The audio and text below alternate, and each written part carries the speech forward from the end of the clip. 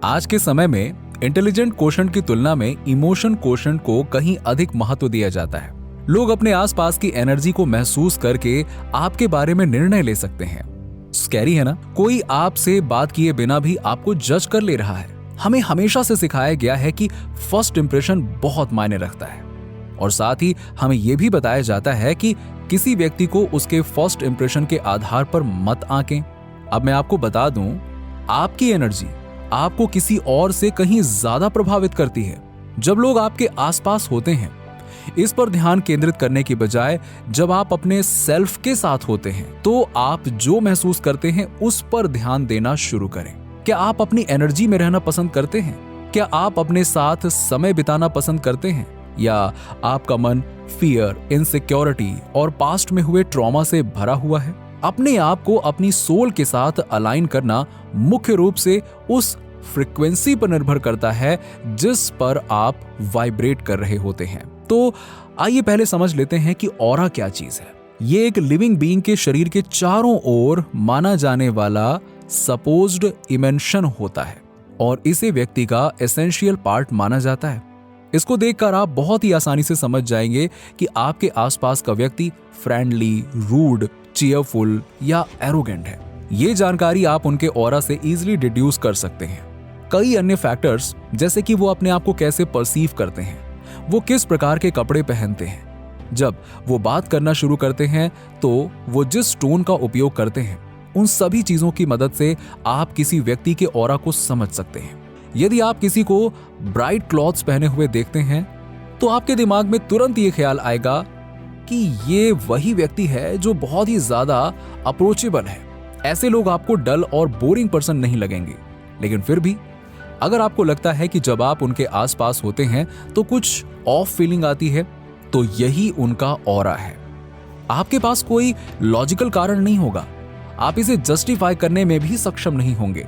आप बस उनके चारों ओर एक सर्टेन वे में अपने बिहेवियर को महसूस करेंगे।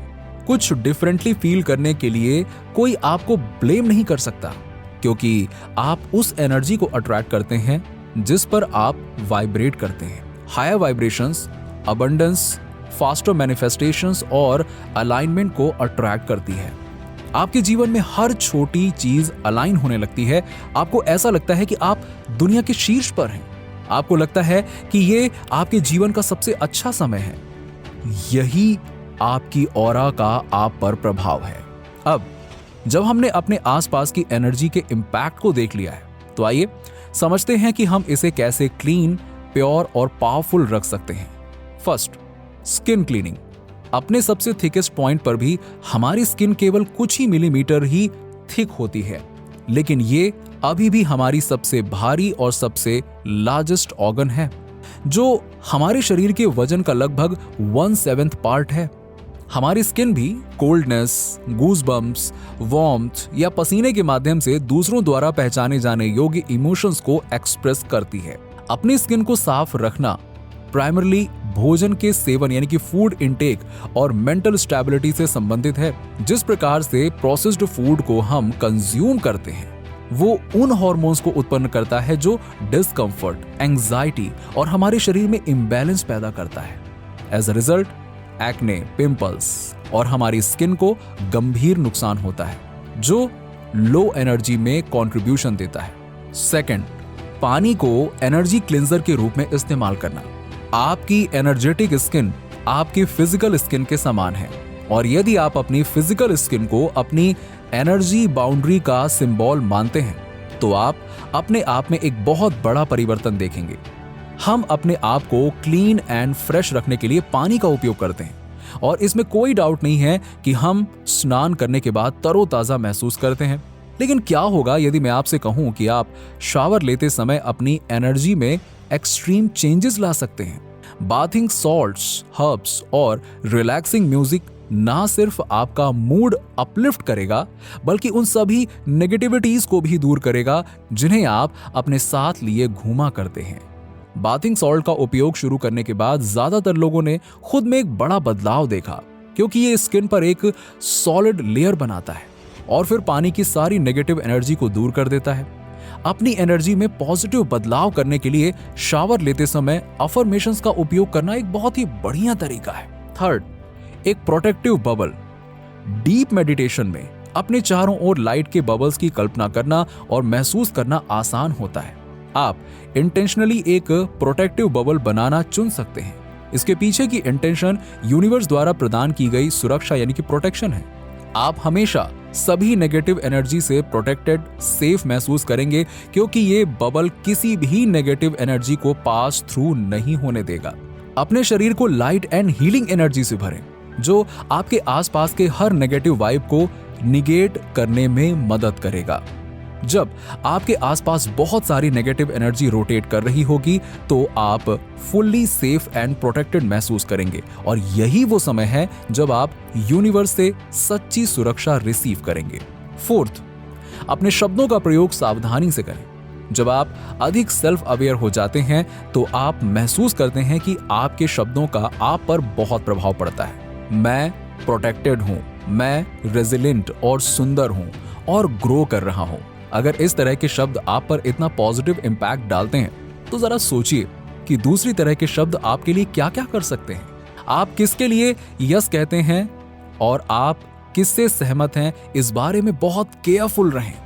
यदि आपको लगता है कि सिचुएशंस आपके वैल्यूज के साथ अलाइन नहीं हो रही हैं तो बेहतर होगा कि आप नो कहें। Fifth, energy vampires. क्या आपने कभी महसूस किया है कि आप किसी से बात करने या उनके साथ घूमने से थक गए हैं? ऐसा इसलिए है क्योंकि हमारे आसपास कुछ ऐसे लोग भी हैं जो आपकी ऊर्जा को इस हद तक ड्रेन कर देते हैं कि आपका कुछ भी करने का मन नहीं करेगा। आप दोनों के बीच एनर्जी का गिव एंड टेक बराबर नहीं है। ये कॉर्ड्स एक स्थिति, एक इमोशनल स्कार और हैबिट से भी बनती है। हर उस व्यक्ति के साथ ये कॉर्ड्स जुड़ी होती हैं जिनके साथ आपका संबंध है। ये कॉर्ड्स अच्छी भी होती हैं, ये आपके सबसे करीबी व्यक्ति भी हो सकते हैं, उनके इंटेंशंस भी आपके लिए प्योर हो सकते हैं, लेकिन कभी कभी ये कॉर्ड्स यानी कि डोरियों को ना काटने से अनवांटेड इफेक्ट्स पैदा हो सकते हैं। अगर आपको लगता है कि आपके साथ भी ऐसा कोई है तो सबसे पहले आप दोनों के बीच एक लॉन्ग कॉर्ड की कल्पना करें और जैसे ही आप थका हुआ महसूस करें तो उन कॉर्ड्स को काटना शुरू कर दें क्योंकि वो आपसे अधिक एनर्जी छीन रहे हैं। Sixth, breath walk. सांस लेना हमारे शरीर के लिए सबसे जरूरी है। ये ब्लड सर्कुलेशन में मदद करता है, स्ट्रेस लेवल को कम करता है और बर्नआउट की संभावना को कम करता है।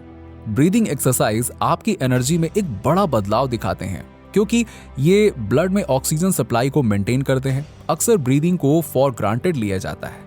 ब्रीदिंग आपकी एनर्जी को शिफ्ट करता है और आपको हायर फ्रीक्वेंसी पर वाइब्रेट करने में मदद करता है। इन प्रैक्टिसेस के लिए किसी स्पेशल टूल की आवश्यकता नहीं होती है और इन्हें कहीं भी किया जा सकता है। अब जब आप ब्रीदिंग की विभिन्न टेक्निक्स को जानते हैं तो इनका उपयोग स्ट्रेस और एंजाइटी को कम करने, एनर्जी बढ़ाने और अपने हार्ट और ब्रेन के स्वास्थ्य में सुधार करने के लिए करें। ये आपकी एनर्जी को क्लींस करने के कुछ 6 तरीके हैं जो आपको बेटर ग्रोथ, अपनी सोल के साथ अलाइनमेंट करने और हायर फ्रीक्वेंसी पर वाइब्रेट करने में मदद करेंगे। ना सिर्फ ये 6 तरीके आपकी बॉडी और एनर्जी में ड्रास्टिक चेंजेस लाएंगे, बल्कि आपकी मैनिफेस्टेशन जर्नी को और भी ज्यादा स्मूथ और बेटर बना देंगे। नीचे कमेंट में बताइए कि वीडियो कैसा लगा। अगर आप हमारे चैनल पर नए हैं तो फटाफट ऐसे ही वीडियोस के लिए हमारे चैनल को सब्सक्राइब करके बेल नोटिफिकेशन को ऑन कर दीजिएगा, जिससे आपको ऐसे ही वीडियोस के अपडेट्स मिलते रहें सबसे पहले।